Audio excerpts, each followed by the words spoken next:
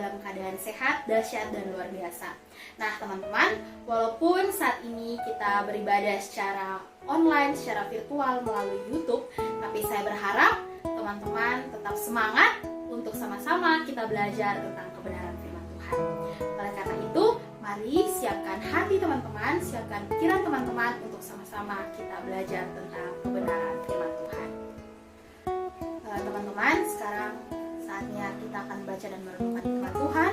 Tapi sebelum itu, mari kita menghadap Tuhan, kita memohon pertolongan Tuhan di dalam doa. Kita berdoa. Bapa yang baik, Bapa yang ada dalam kerajaan surga, terima kasih Tuhan atas penyertaan-Mu dalam kehidupan kami. Terima kasih karena Engkau masih memberikan kami kesempatan hidup untuk hari ini Bapa. Bapa yang baik, sekarang tiba saatnya kami akan membaca serta merenungkan kebenaran firman Tuhan. Mari Engkau hadir dalam pribadi kami satu persatu Tuhan, sehingga kami dapat belajar, kami dapat memahami tentang kebenaran firman Tuhan. Berfirmanlah ya Bapa, karena kami sudah siap untuk mendengarkannya. Dalam nama Tuhan Yesus kami berdoa. Haleluya. Amin. Baik teman-teman, firman Tuhan yang saya pilih hari ini terambil dari 1 Yohanes 2 ayatnya yang ke-7 sampai dengan ke-17. 1 Yohanes 2 ayat 7 sampai dengan 17. Di bawah perikop perintah yang baru. Mari kita membacanya secara bersama-sama ya teman-teman. Nah, kita mulai. Saudara-saudara yang kekasih, bukan perintah baru yang kutuliskan kepada kamu, melainkan perintah lama yang telah ada padamu dari mulanya. Perintah lama itu ialah firman yang telah kamu dengar. Namun perintah baru juga yang kutuliskan kepada kamu telah ternyata benar di dalam Dia dan di dalam kamu, sebab kegelapan sedang lenyap dan terang yang benar telah bercahaya. Barang siapa berkata bahwa ia berada di dalam terang, tetapi ia membenci saudaranya, ia berada dalam kegelapan sampai sekarang. Barang siapa mengasihi saudaranya, ia tetap berada di dalam terang, dan di dalam dia tidak ada penyesatan. Tetapi barang siapa membenci saudaranya, ia berada dalam kegelapan dan hidup di dalam kegelapan. Ia tidak tahu kemana ia pergi, karena kegelapan itu telah membutakan matanya. Aku menulis kepada kamu, hai anak-anak, sebab dosamu telah diampuni oleh karena namanya. Aku menulis kepada kamu, hai bapak-bapak, karena kamu telah mengenal Dia yang ada dari mulanya. Aku menulis kepada kamu, hai orang-orang muda, karena kamu telah mengalahkan yang jahat. Aku menulis kepada kamu, hai anak-anak, karena kamu mengenal Bapa.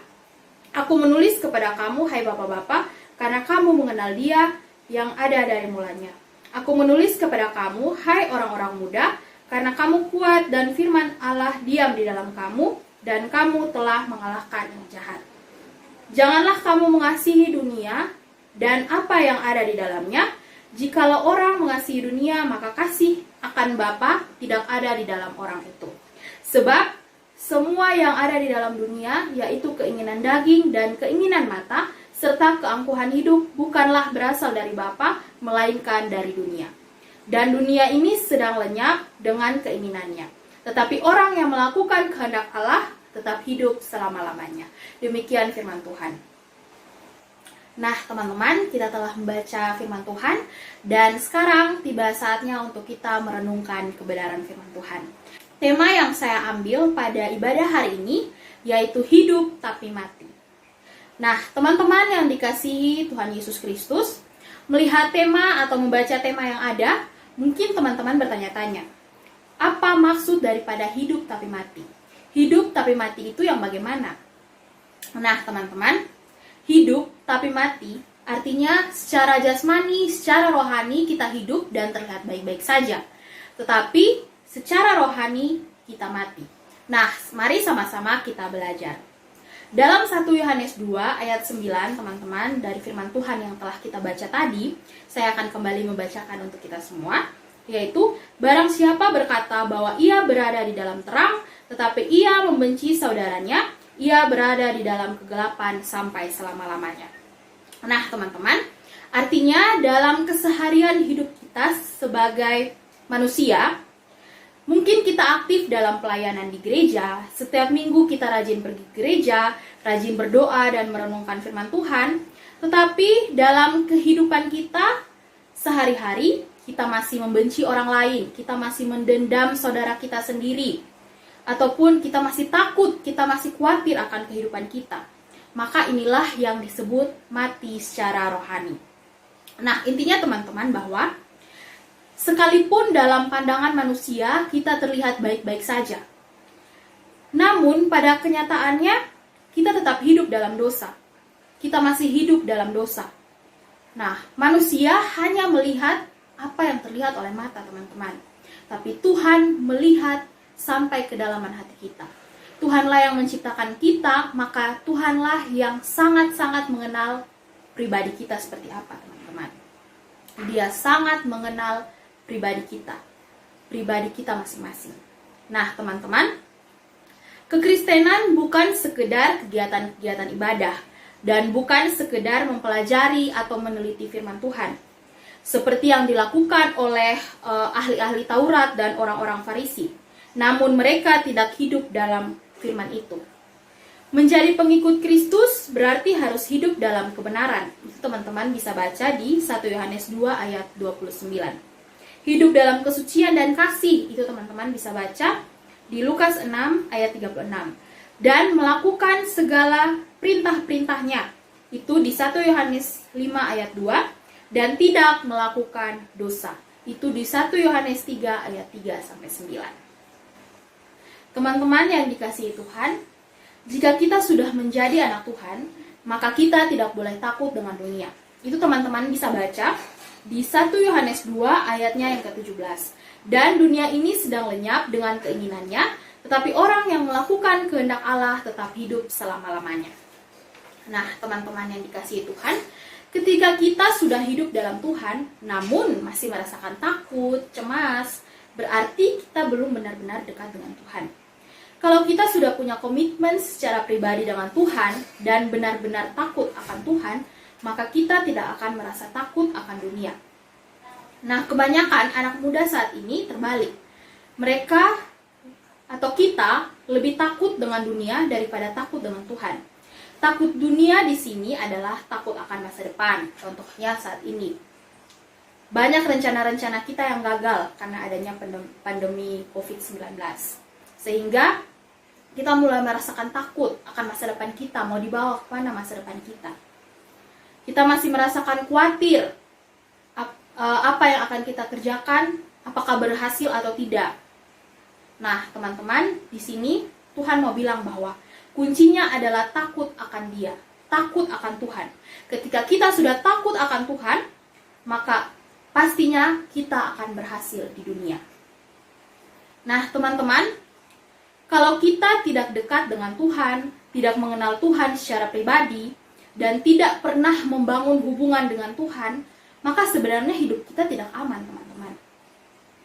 Disinilah iblis datang dan mau kita percaya bahwa kita ini sekarang aman. Walaupun kita tidak dekat dengan Tuhan, kita tidak membangun hubungan dengan Tuhan, tapi kita merasa bahwa kita aman. Nah, teman-teman, di sini iblis juga melakukan hal yang sama. Iblis juga membuat kita merasa bahwa kita aman, tapi sebenarnya kita tidak aman, teman-teman. Namun, ketika hari ini kita tidak punya apa-apa, merasakan banyak kehilangan, merasakan banyak kegagalan,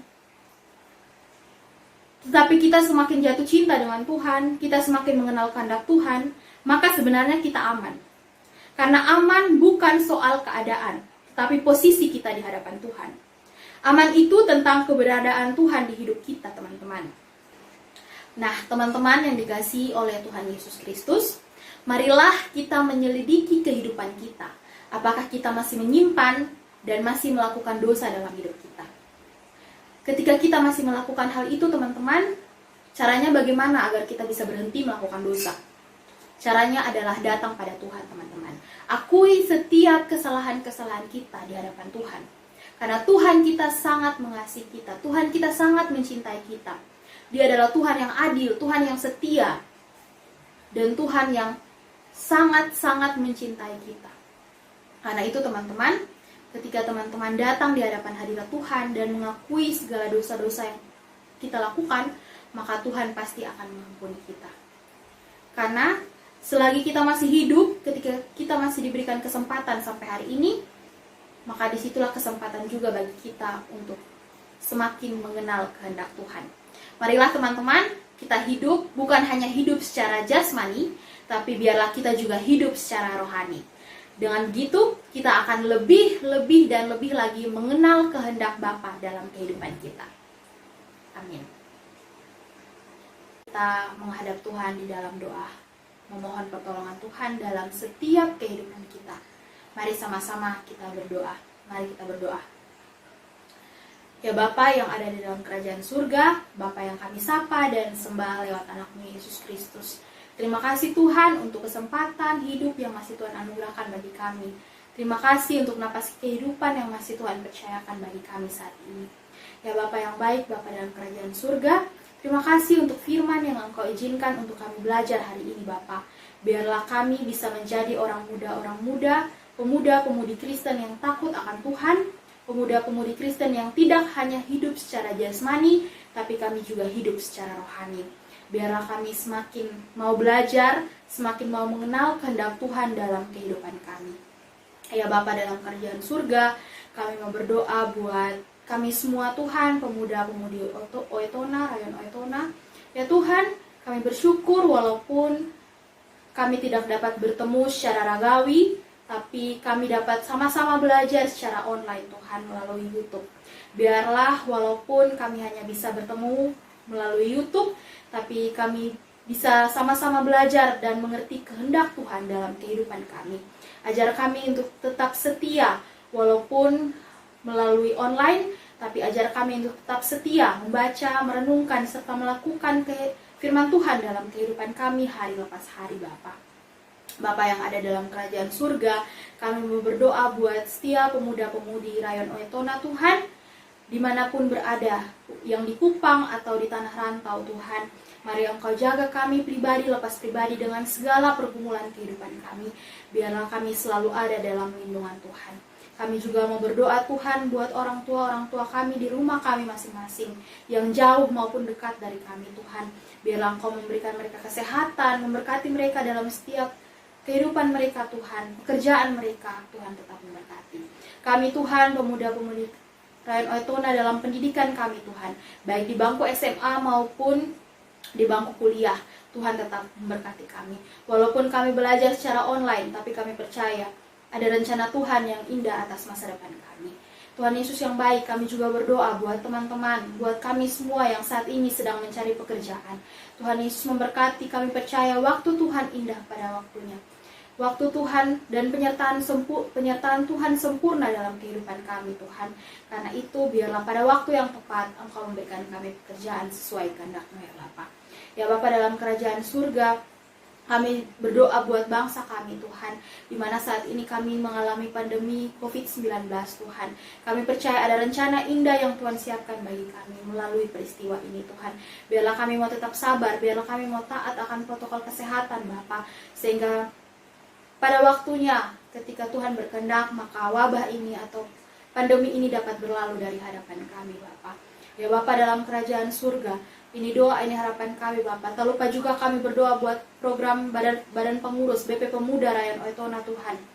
Biarlah Tuhan Yesus memberkati setiap program yang sudah berjalan ataupun belum berjalan Tuhan, masih dalam perencanaan. Tuhan tetap memberkati dan menyertai. Ya Bapa dalam kerajaan surga, ini doa, ini harapan kami Bapa. Jadikanlah kami pemuda-pemudi Kristen yang hidup secara jasmani dan hidup secara rohani. Karena hanya di dalam nama Tuhan Yesus, ajar kami untuk semakin mengenal kehendak Bapa dalam kehidupan kami. Dalam nama Tuhan Yesus Allah yang hidup itu kami percaya dan berdoa kepada Bapa dalam surga. Haleluya. Amin. Nah teman-teman, kita sudah selesai membaca dan merenungkan firman Tuhan. Dan saya berharap teman-teman tetap semangat untuk di minggu-minggu selanjutnya kita dapat sama-sama belajar dan merenungkan firman Tuhan. Tetap semangat teman-teman, Tuhan Yesus memberkati.